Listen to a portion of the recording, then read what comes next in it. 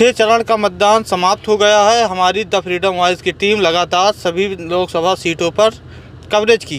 हमारे साथ हमारे सहयोगी बबलू जी हैं, बहुत बहुत स्वागत है। पहले धन्यवाद।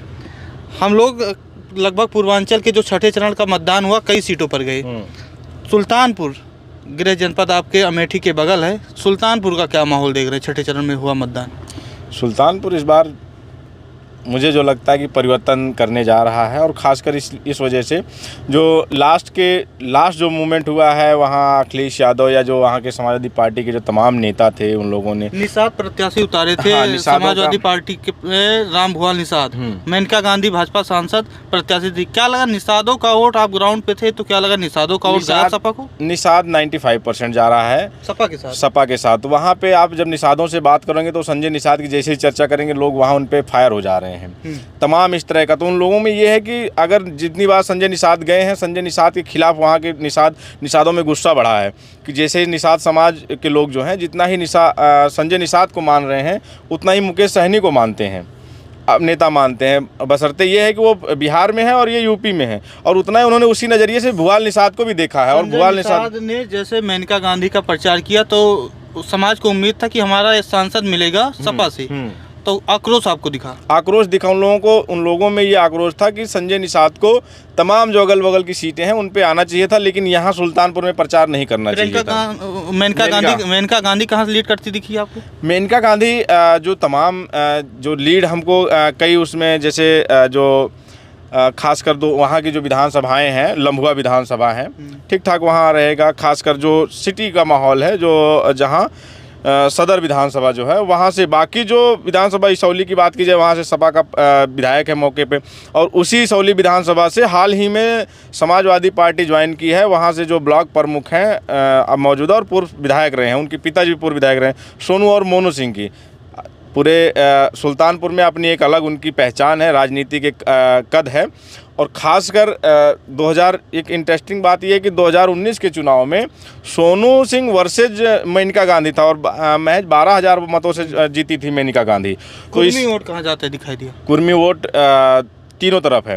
कुर्मी वोटों में जो हमने देखा है कि जो खासकर पढ़ा लिखा वर्ग कुर्मी वोट में है, जिनके बच्चे बाहर पढ़ रहे हैं, इलाहाबाद हैं, लखनऊ हैं, या जो शिक्षा इस टाइप के जो बच्चे थे, जो लोग हैं कुर्मी का, वो सपा के साथ जाता दिखा, परिवर्तन चाहता है। खासकर कुछ कुर्मी ऐसे भी थे कि जो बिरादरी के नाम पे खासकर बसपा ने जो वहाँ कुर्मी उतारा उदयराज वर्मा को, उनके साथ भी जाता दिखा है। लेकिन बड़ी संख्या जो थी वो बीजेपी के साथ ही जा रहा है, लेकिन नुकसान वहाँ बीजेपी का कर रहा है। वो मेनका गांधी का नुकसान इस वजह से कर रहा है कि पिछली बार जो दो जातियाँ हैं, निषाद और कुर्मी, ये बड़ी संख्या में उनके साथ गई थी। मजबूत किसको देखे आप वहाँ पे? मजबूत भुआल निषाद इस समय जो लास्ट मूवमेंट पे रहा, भुआल निषाद मजबूत है। प्रतापगढ़ की बात कर लेते हैं। शिवपाल सिंह पटेल सपा से प्रत्याशी थे, और सांसद वहाँ के संगम लाल गुप्ता वहाँ से प्रत्याशी थे। कौन भारी दिखा आपको वहाँ पे? जो मौके पे देखिए, भाजपा ने उन लोगों के, खासकर प्रतापगढ़ के लोगों को ये उम्मीद ज़रूर थी, और वहाँ के जो खासकर नेता थे उन लोगों को उम्मीद थी इस बार संगम लाल का टिकट कटेगा, ये मान के लोग चल रहे थे। लेकिन संगम लाल गुप्ता का भी अपना भाजपा में और संगठन में एक बड़ा उनका कद है, एक अच्छी खासी पैठ रखते हैं, और उनका कहा जाता है कि वो जो अमित शाह हैं उनकी टीम के हैं, डायरेक्ट उनसे बात होती है, और उसी का उनको फ़ायदा मिला, वहाँ टिकट मिला। लोगों किसको देखें शॉर्ट में बताइए? एसपी पटेल, समाजवादी पार्टी वहाँ लीड कर रही है। समाजवादी पार्टी का वहाँ खासकर कुर्मी वोट जो था, शुरुआत के पिछले आखिरी के 15 दिन में जो चुनाव बदला है, अखिलेश यादव वहाँ गए, और फिर जनसत्ता दल राजा भैया का जो उधर झुकाव हुआ, फिर तमाम उनसे बात नहीं बन पाई भाजपा से, तो जो खुल के अखिलेश यादव की रैली में दिखा कि जनसत्ता दल के लोग झंडा और अपना लेके वहाँ गए थे, और तमाम लोग उसे। शिवपाल सिंह पटेल आपको लगे मजबूत? बिल्कुल मजबूत। वहाँ एनडीए कितनी लड़ाई में रहेगी? लड़ाई वहाँ एनडीए और वर्सेज है, लेकिन एज जो है खासकर ये नहीं कह सकेंगे कि एक तरफा है, लेकिन ये है कि मजबूत वहाँ शिवपाल सिंह पटेल, एसपी पटेल जो हैं वो मजबूत हैं। उसका एक कारण नगर की बात कर लिया जाए, कारण बता दीजिए। उसका एक कारण है प्रतापगढ़ में कि जो मजबूती का कुर्मी वोट जो था वो 100% पिछली बार भाजपा के साथ था, नो डाउट 19 के चुनाव में। और दूसरा जो वहाँ का क्षत्रिय वोट था, क्षत्रिय वोट भी खासकर राजा भैया के बाद और हमने कई लोगों से और चर्चा की थी। वहाँ जो एक मोती सिंह जो पूर्व मंत्री रहे हैं, मोती सिंह के समर्थकों को मैंने दबी जुबान से ये सुना उनके मुंह से, उनके समर्थकों से, कि मोती सिंह इस बार खुल के उनके साथ नहीं है और हम लोगों को जो उनका निर्देश होगा वो करेंगे। तो कहीं ना कहीं जो क्षत्रिय वोटर था, अम्बेडकर नगर की चर्चा कर लेते हैं। हाँ, रितेश पांडे बसपा से महागठबंधन में सांसद बने थे, भाजपा ने उनको प्रत्याशी बनाया। बड़े नेता हैं, कुर्मी समाज से आते हैं, कुर्मियों में उनकी पैठ है। लालजी वर्मा महागठबंधन से प्रत्याशी है, इंडिया लाइन से। वहाँ भी आप गए थे, हमारी पूरी टीम गई थी। क्या मजबूती देखे आप वहाँ पे? मजबूती वहाँ पे मामला एकदम लड़ाई, कांटे की लड़ाई है। और मुझे लगता है बहुत ज़्यादा जो शुरुआत में जो रितेश पांडे ने आखिरी के दिनों में जो बैकअप किया है, वहाँ से लड़ाई एकदम दिलचस्प है। बहुत ज़्यादा हार जीत का बड़ा मार्जिन नहीं होगा। और ख़ासकर कुछ जो कुर्मी नेताओं को बीजेपी ने शामिल किया, जो छोटे नेता थे, जिला पंचायत स्तर के नेता थे, जो प्रधान टाइप के थे वो, और फिर खासकर उन्होंने जो काम किया वहाँ पे खासकर जो निषाद वोटों में जो भाजपा ने काम किया, और खासकर 80 में, और वहाँ से एक मुस्लिम कैंडिडेट देना भी बसपा का, वो भी एक बड़ा फैक्टर रहा है। लेकिन चुनाव मुझे लगता है कि वहाँ जो बड़े 50-50 नहीं, मैं कहूँगा कि 45, और एज जो है, एज मैं उनको दूंगा लालजी वर्मा को। जीत हार का मार्जिन बेशक कुछ रहे, 20,000 50,000 रहे। विधानसभा सीटें आती हैं उस लोकसभा में 5 की 5 समाजवादी पार्टी की। जी देखिए, मामला क्या होता है कि जो चुनाव है, आप विधानसभा से इसका कंपेयर नहीं कर सकते हैं लोकसभा के तमाम मुद्दे बदल जाते हैं। लोग अपने प्रत्याशी, मजबूत है वहाँ पे, सपा मजबूत है, और वो मजबूती लालजी वर्मा और वहाँ राम अचल राजभर और जो तमाम वहाँ के जो नेता हैं, खासकर कैडराइज जो बसपा से आए हुए नेता हैं, और इसीलिए मैं उनको वहाँ पे एज दे रहा हूँ, खासकर लालजी वर्मा को, कि वो उनकी पैठ जो है वो बसपा के वोटरों में जो 80 वोटर है, वो ठीक ठाक संख्या में है, उसका जा रहा है। तो उन्होंने उनके बीच में काम किया है, उनका भी उनको एज मिलेगा, वो उनके साथ जाएगा, कुछ वो उसमें सेंध लगाने में कामयाब होंगे। लोकसभा बस्ती की बात कर लेते हैं। हरीश द्विवेदी वहाँ से सांसद हैं भाजपा से, पिछले 10 सालों से सांसद हैं। महागठबंधन से वहाँ पे राम प्रसाद चौधरी प्रत्याशी बनाए गए हैं। राम प्रसाद चौधरी के बारे में कहा जाता है कि बड़े नेता रहे बसपा के। बसपा में वो जो पूरा बस्ती से सटा हुआ पूरा क्षेत्र है, बसपा को मजबूती देते थे। वहाँ की अगर चर्चा करते हैं तो हम गए थे, आप गए थे, क्या देखे ग्राउंड पे आप? वहाँ ग्राउंड पे मुझे लगता है कि जो आज समाजवादी पार्टी, बहरहाल मैं पहले भी बोल चुका हूँ कि विधानसभा और लोकसभा का कंपेयर नहीं किया जा सकता है चुनाव का, लेकिन वहाँ जो मजबूती समाजवादी पार्टी को मिली, और राम प्रसाद चौधरी के सपा में शामिल होने के बाद अच्छी खासी मिली। वहाँ पे 5 विधानसभाओं में से 4 विधानसभाओं जीतने, अपने दम पे जिताने में कामयाब रहे 2022 के चुनाव में। तो वहाँ जो मामला है, वहाँ पे एक बड़ा जो वोटर जा रहा है, खासकर कुर्मी वोटर, वो कुर्मी समाज से आते हैं राम प्रसाद चौधरी, तो कुर्मी वोटर अच्छी खासी संख्या में है वहाँ और मजबूती से है। तो वो जो वहाँ है, वहाँ और खासकर हरीश जो द्विवेदी हैं, वहाँ 10 साल से सांसद हैं, उनका लोगों के बीच में विरोध और लोगों के बीच में ना जाना, कहीं ना कहीं आप मानते हैं कि जो सांसद थे उनका टिकट नहीं काटी बीजेपी, उसका जनता के बीच आक्रोश है, आक्रोश है। और उन सांसदों का ये भी रहा है कि हम चाहे लोगों के बीच में जाएंगे, खासकर मोदी और योगी के नाम पे चुनाव जीतते हैं, और जीतने के बाद फिर जब क्षेत्र में ना जाना, ये एक बड़ा लोगों के लिए, कि सांसदों के लिए, कि लेकिन इस बार वो नहीं है। 2019 जैसे 2014 में जो लोग जीते, किसको देख रहे हैं मजबूत? आप मजबूत राम प्रसाद चौधरी डेफिनेटली वहाँ पे मजबूत हैं। और उनको इलाहाबाद की बात कर लेते हैं, इलाहाबाद में मजबूत किसको देखते हैं, शॉर्ट में बताइएगा। मजबूत वहाँ माना जाता है कि बीजेपी का रहा है। देखिए, वहाँ पे मुझे लगता है कि जो समाजवादी पार्टी ने खासकर जो कांग्रेस को सीट दी, वो कांग्रेस की वहाँ आप पिछले कई चुनाव आप जाएंगे तो मुझे लगता है कि जो मेरी जानकारी में है, पिछले 30-35 साल पहले वहाँ की कांग्रेस का कोई सांसद रहा, उससे पहले भी कोई लगातार नहीं। वो सपा की परंपरागत सीट रही थी, सपा और भाजपा का। पिछले 2-3 चुनाव से वहाँ बीजेपी मजबूत हुई है।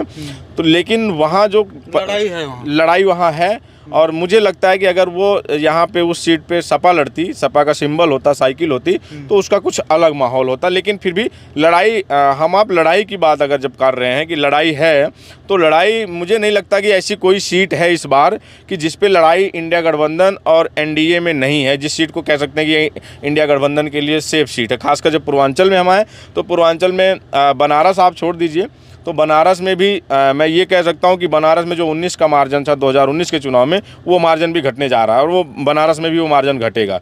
तो इस बार तो 7वें चरण में है। हाँ, लेकिन चर्चा करते हैं जी। इस समय आपसे संत कबीर नगर की। संत कबीर नगर आप 2 दिन थे, क्या देखे वहाँ पे? संजय निषाद के लड़के परवीर निषाद वहाँ से सांसद हैं, पप्पू निषाद को महागठबंधन ने प्रत्याशी बनाया। निषाद वर्सेस निषाद में बड़ा निषाद कौन बनकर आएगा? मुझे जो लगता है वहाँ पे खासकर अगर संजय निषाद जो अगर भोजन भरी थाली से लड़ते, अपनी सीट से लड़ते जिसकी वो मांग कर रहे थे लगातार, तो थोड़ा सा होता। मुझे लग रहा है कि जो मेरा विश्लेषण मैंने जो देखा वहाँ, मुझे ये लग रहा है कि वहाँ संत कबीर नगर बीजेपी की तरफ उसका रहेगा, वो सीट बीजेपी की तरफ रहेगी। लड़ाई तो रहेगी, लड़ाई तो नो डाउट, उसमें लड़ाई तो हर सीट पे है, लेकिन लड़ाई रहेगी। लेकिन मुझे जो लग रहा है वो एज वहाँ पे वो भाजपा को जाएगा। पूर्वांचल की तरफ बढ़ते हैं, ऐसे बढ़ रहे हैं तो जौनपुर आ जाते हैं। बड़ी चर्चा थी जौनपुर में धनंजय सिंह चुनाव लड़ेंगे। धनंजय सिंह आखिरी दिन ऐसा कहा गया कि कोई कह रहा बसपा ने टिकट काटा, कोई कह रहा है कि उनकी वाइफ ने अपना टिकट वापस कर दिया। धनंजय सिंह भाजपा के साथ आगे कृपा शंकर सिंह बड़े नेता हैं, गृह राज्य मंत्री रहे हैं महाराष्ट्र के। बाबू सिंह कुशवाहा भी बहुत बड़े नेता हैं, जो यूपी की राजनीति को जानते हैं, बाबू सिंह कुशवाहा को जानते हैं। किसको देखे आप वहाँ पे जौनपुर में? आप गए हुए थे तो क्या माहौल दिखा? जौनपुर मुझे लग रहा है कि लड़ाई होगी, लेकिन वहाँ पे जो बाबू सिंह कुशवाहा है, बाबू सिंह कुशवाहा वहाँ चुनाव निकाल जाएंगे, जीत जाएंगे।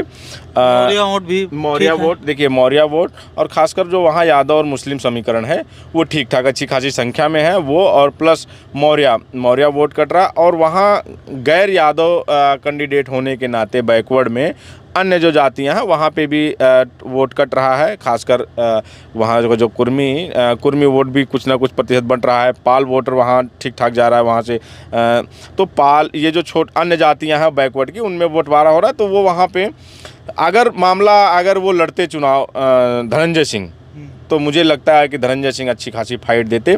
लेकिन धनंजय सिंह का जो वहाँ पे वापस अपना नामांकन वापस लेना, भाजपा को समर्थन करना, तो उसमें भाजपा की तरफ से जो उनके खास मजबूती मिली भाजपा को थोड़ी मजबूती ज़रूर मिली है। लेकिन वहाँ मैंने तमाम लोगों में ये भी देखा है कि जो अन्य थे वहाँ क्षत्रिय वोट के अलावा जो धनंजय सिंह को मानने वाले लोग थे। आप पूर्वांचल में देख रहे हैं कि मजबूत है समाजवादी पार्टी, इंडिया लाइन। पश्चिम पूर्वांचल की हर सीट पे, कोई सीट पे आप देख लीजिए, कोई भी ऐसी सीट बताइए जहाँ पे इस समय भाजपा ने अपना पूरा संगठन न लगा दिया हो। चलिए एक सीट की ओर हम चर्चा कर लेते हैं, शॉर्ट में बताइएगा। मछली शहर, प्रिया सरोज समाजवादी पार्टी से प्रत्याशी हैं, तूफानी सरोज की बेटी हैं। तूफानी सरोज को जो यूपी की राजनीति, खासकर पूर्वांचल की राजनीति को समझती हैं, तूफानी सरोज बहुत बड़ा नाम है, सपा के नेता हैं, बड़े नेता हैं। क्या माहौल देखे आप वहाँ पे? क्योंकि एक और ये है कि 2019 में जब माफ़ कीजिएगा, महागठबंधन बना था बसपा और सपा का 185 वोट था, 181 वोट से यही एक सीट है जो सबसे कम मार्जिन से हारी थी। बसपा ने अपना सिंबल वहाँ पे दिया था और 181 वोट से चुनाव हारे थे। भाजपा वहाँ से सांसद बनाने में सक्सेस हुई थी। देखिए वहाँ पे भी लड़ाई, मुझे लगता है कि लड़ाई वहाँ जो पिछली बार जो बसपा का जो कैंडिडेट हारे थे वो भी बीजेपी में चले गए हैं। और बीजेपी में जाने से प्रिया सरोज जो एक युवा हैं, बिल्कुल अभी 24-25 साल की उम्र है, 25-25.5 साल, और जिस तरह से वो कनेक्ट हो रही है लोगों से, और ख़ासकर बाहर रही हैं, दिल्ली नोएडा से पढ़ाई की है और वो सुप्रीम कोर्ट में तैयारी कर रही हैं, कहीं ना कहीं प्रैक्टिस कर रही हैं, एडवोकेट हैं। तो लेकिन जो कनेक्टिंग मैंने देखा उनमें कि लोगों के बीच में जाना, भोजपुरी में बात करना, महिलाओं से बात करना, महिलाओं के बीच में तमाम चर्चे करना, महंगाई, और वो जो उन्होंने युवाओं से जो कनेक्टिंग थी, उसने लास्ट मोमेंट पे चुनाव को अच्छा खासा वहाँ चुनाव लड़ा है। तूफानी सरोज नो डाउट वहाँ के एक बड़े चेहरे हैं, तो अच्छी खासी फाइट आपको देखने को मिलेगी। और मैं ये भी कहता हूँ कि इस बार भी जो मार्जिन रहेगा बहुत क्लोज जाने वाला है, मछली शहर में क्लोज रहेगा, क्लोज मार्जिन जाने वाला है। बहरहाल उतना क्लोज नहीं जाएगा कि जो 2019 का था 181 वोट का, उतना क्लोज नहीं जाएगा, लेकिन क्लोज रहेगा। वो 10,000 हो, 20,000 हो, 25,000 हो, लेकिन यही रहेगा। आखिरी में सबसे बड़ी सीट का हम बात करेंगे, नेताजी का गढ़ आजमगढ़। ऐसा कहा जाता है कि 10 विधानसभा सीटें वहाँ पे थी। कहा क्या जाता है, सच्चाई है, 10 विधानसभा सीटें थी। लालगंज भी उसी में आता है, लालगंज भी जीते थे 2019 में, आजमगढ़ भी जीते थे। उपचुनाव में हालांकि हार गए, गुड्डू जमाली वहाँ से चुनाव लड़े, गुड्डू जमाली आए, बलराम यादव बड़े चेहरे हैं, उनको एमएलसी बनाया गया, गुड्डू जमाली को एमएलसी बनाया गया। निरहुआ मौजूदा सांसद हैं, उपचुनाव में जीते थे, निरहुआ फिर से प्रत्याशी हैं, धर्मेंद्र यादव भी फिर से प्रत्याशी हैं।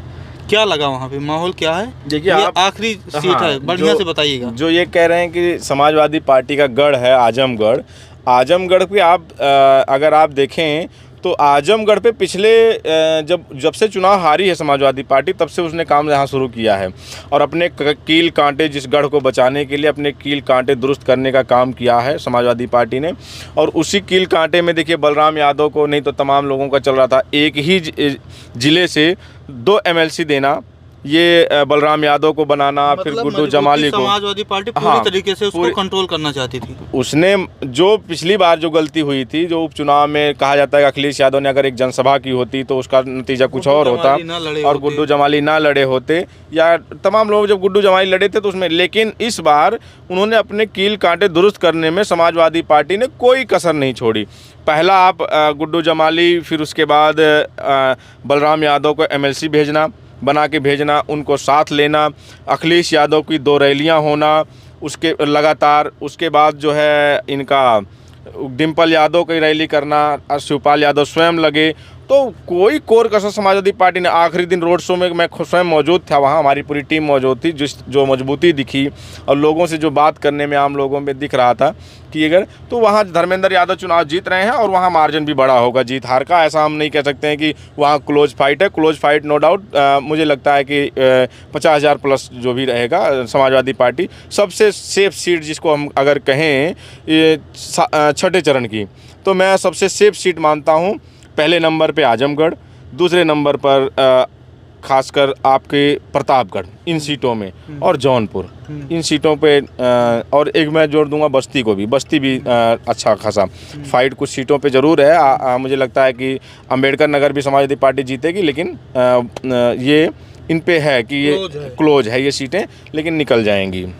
तो हम 6ठे चरण के मतदान समाप्त होने के बाद अपने सहयोगी से चर्चा कर रहे थे। पूर्वांचल में हम लोग लगातार चुनावी कवरेज कर रहे हैं। क्या लग रहा है 6ठे चरण में कौन मजबूत रहेगा, हमें कमेंट में ज़रूर बताइएगा। 7वें चरण में हम लगातार कवरेज कर रहे हैं, जुड़े रहिए हमारे साथ।